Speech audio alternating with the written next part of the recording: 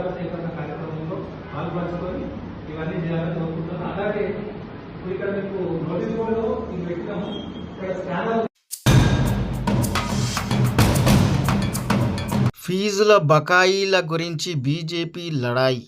భారతీయ జనతా యువమోర్చా ఆధ్వర్యంలో నిర్వహిస్తున్నటువంటి ఫీజుల బకాయి బీజేపీ లడాయి కార్యక్రమం నేడు తాండూరు పట్టణంలోని శాలివాహన డిగ్రీ కాలేజీ మరియు భాష్యం జూనియర్ కాలేజీలో విజయవంతంగా భారతీయ జనతా యువమోర్చా జిల్లా అధ్యక్షులు చిట్యాల సాయిచరణ్ రెడ్డి గారి ఆధ్వర్యంలో నిర్వహించడం జరిగింది.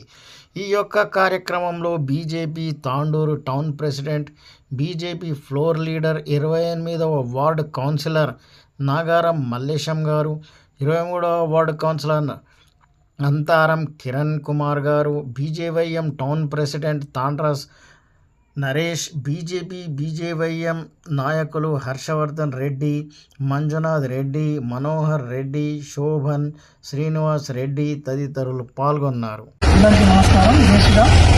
ఈరోజు తాండూరు పట్టణంలోని శాలివాహన డిగ్రీ కాలేజ్కి రావడం జరిగింది. అదేవిధంగా ఈ కార్యక్రమం మనం చేస్తున్నది ఫీజుల బకాయి బీజేపీ లడాయి అనే కార్యక్రమం మనం చేస్తున్నాము. ఎందుకంటే దాదాపుగా 40 లక్షల మంది పిల్లల భవిష్యత్తు ఫీజు రియంబర్స్మెంట్, స్కాలర్షిప్స్ 15,000 కోట్ల రూపాయలు బకాయి పడ్డది గత ప్రభుత్వం.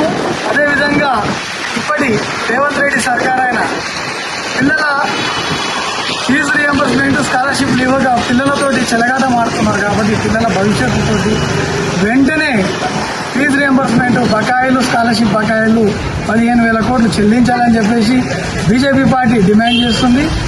ఏబీవీపీ, బీజేవైఎం, బీజేపీ పార్టీ అందరం కూడా కలిసి ప్రతి ఒక్క కాలేజీ తిరిగి పేదలకు, పేద ప్రజల్లో ఎవరైతే విద్యార్థులు ఉన్నారో వాళ్ళందరూ కూడా స్కాలర్షిప్స్, ఫీజు రియంబర్స్మెంట్ సాధించే విధంగా పోరాడతామని చెప్పేసి కూడా తెలియజేయడం జరుగుతుంది.